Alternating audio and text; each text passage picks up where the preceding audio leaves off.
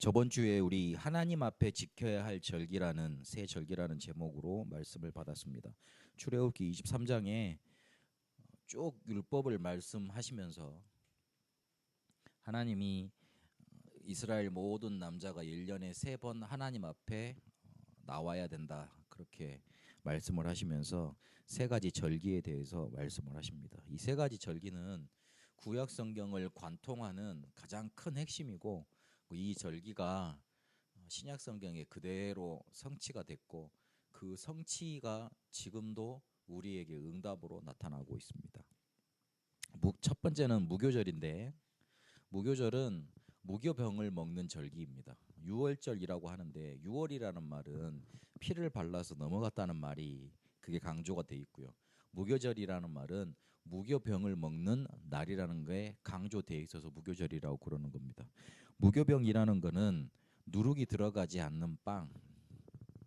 쉽게 말해서 이렇게 밀가루로 빵을 만들었는데 전혀 이렇게 부풀지 않은 딱딱한 빵.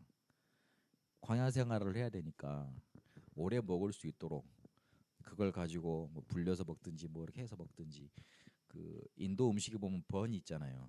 그래가지고 그걸 카레에 찍어 먹고 이렇게 뭐 올려 먹고 그러지 않습니까? 그런 거 비슷한 건데 그거를 먹으라고 하시면서 뭘 우리에게 알려주고자 하셨냐면 세상에 혼합된 것, 세상 것이 혼합되지 않는 오직 복음 그거를 회복하라는 말이에요. 이미 우리가 유월절 통과해서 애굽의 저주, 사단의 소나기에서 바로 왕에서 벗어났잖아요.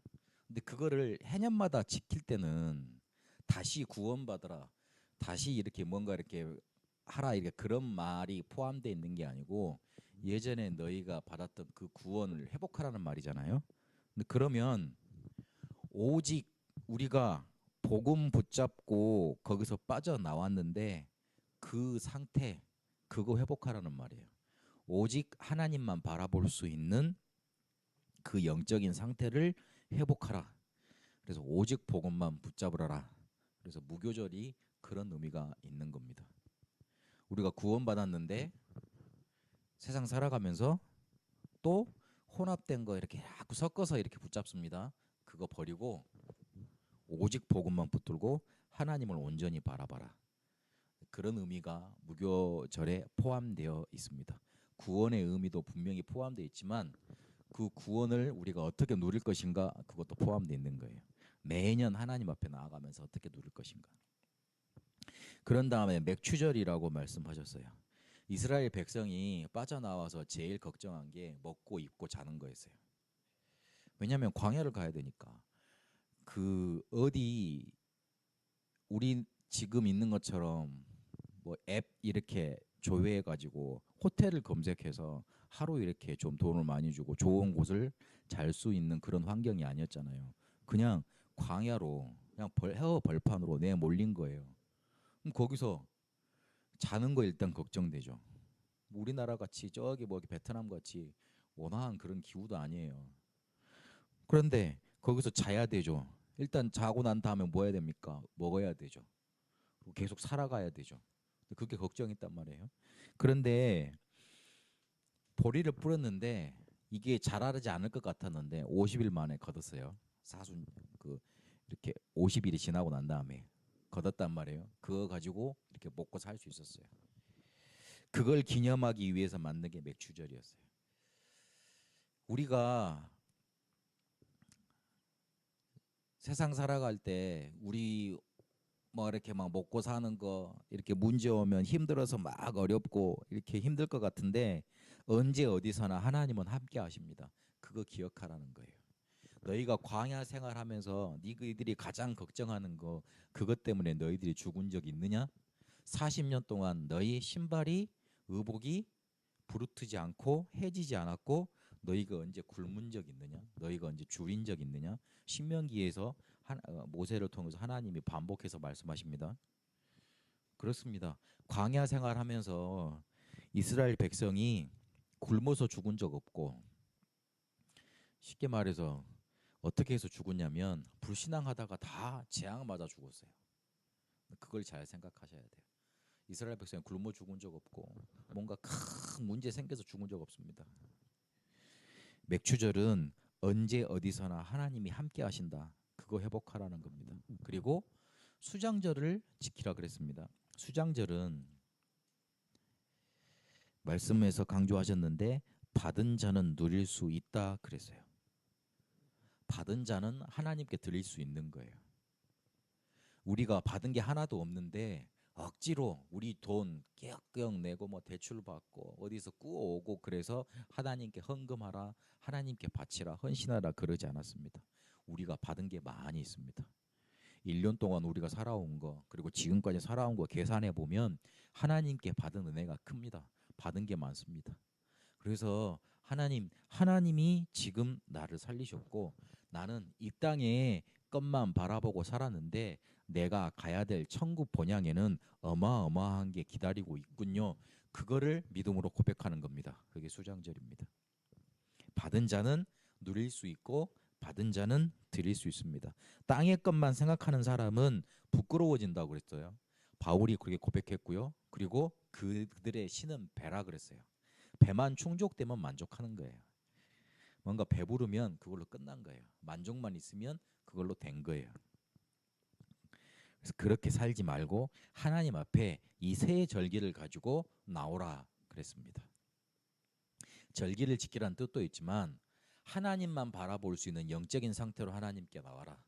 언제 어디서나 하나님이 함께 하신다는 그 믿음의 고백 가지고 나와라. 네가 지금까지 받은 응답이 어마어마하게 크다는 거 그거 발견하고 하나님께 나오라. 그겁니다.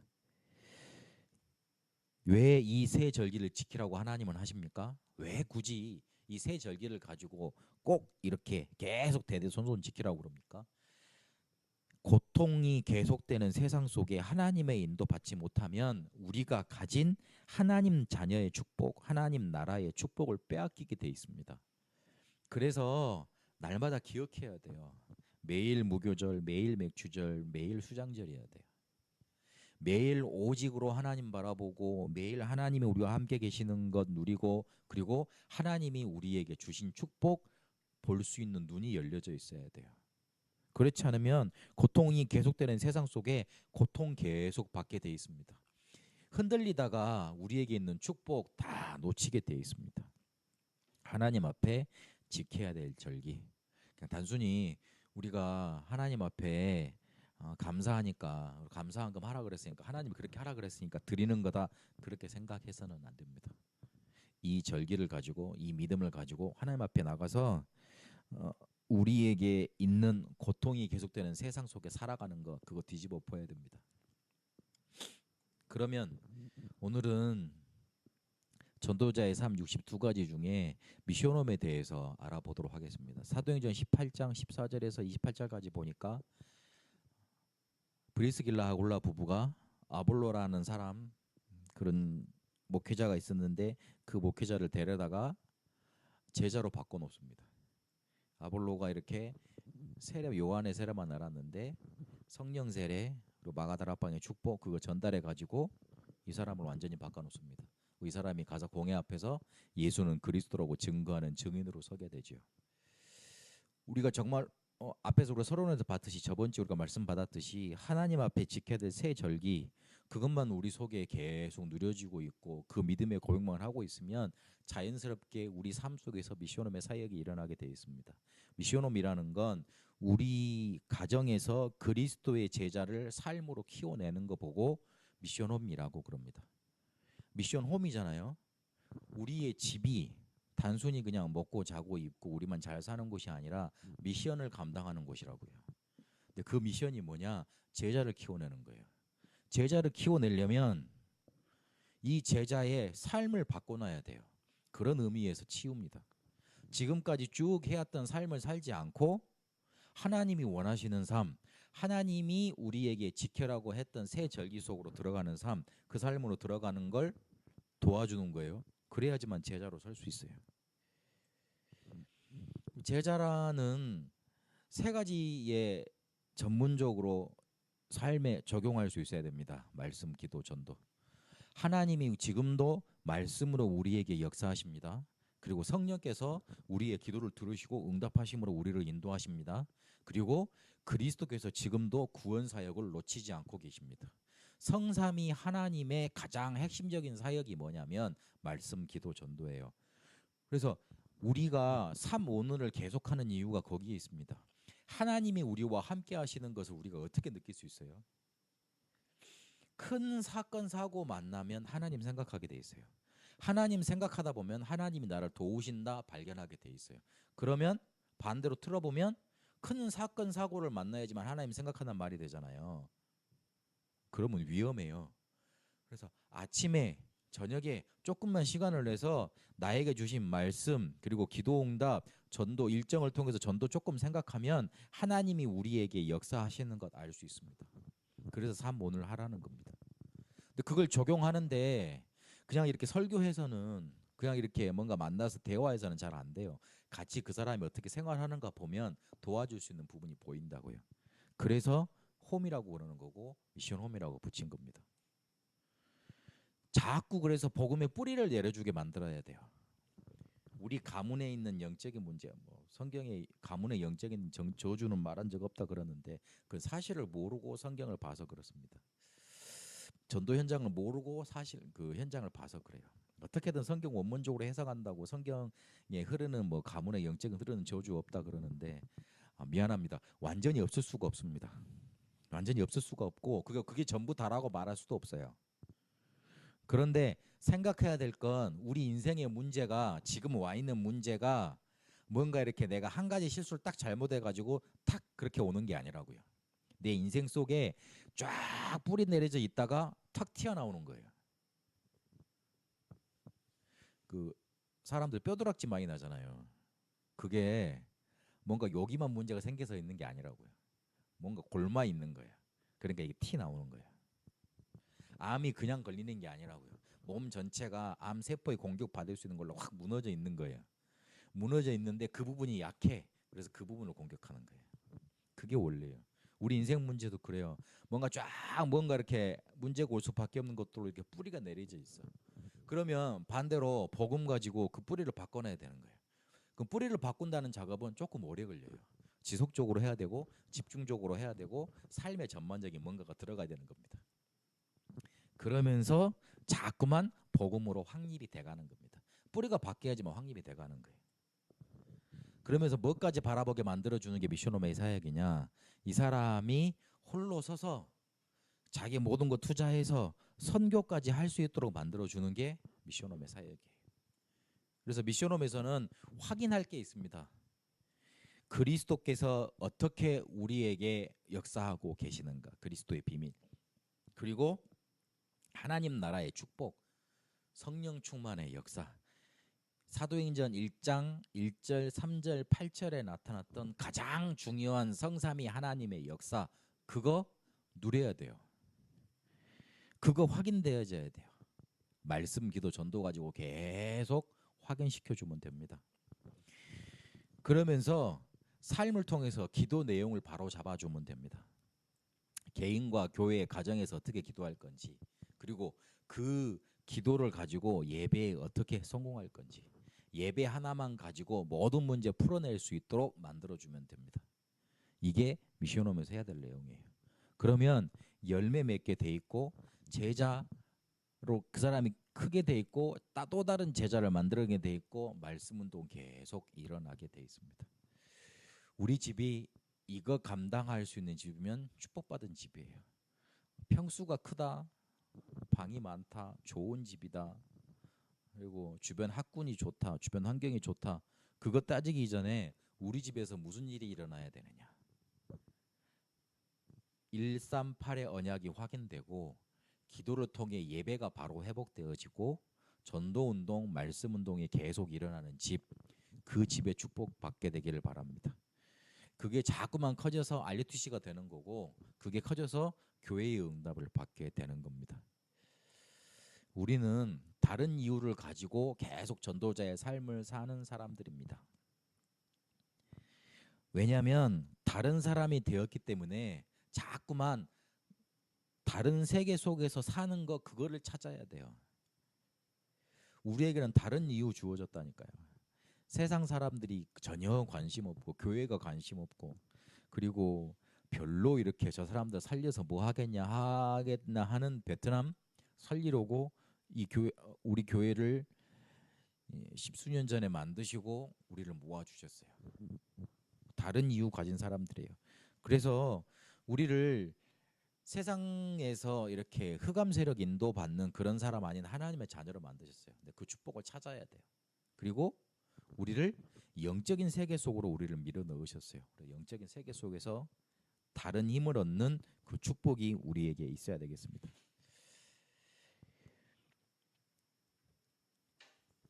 그래서 날마다 우리가 기억할 거 정확한 미션을 붙들고 전도의 여정을 계속하는 거예요. 정확한 미션을 붙들고 하나님이 우리에게 딱 이거 하라는 거 그거 붙들고 그러면 우리에게 말씀, 기도, 전도의 흐름 보이게 돼 있습니다. 이 흐름을 따라서 하나님이 우리를 이끄신 절대 언약을 계속 찾는 질문을 계속하면 됩니다.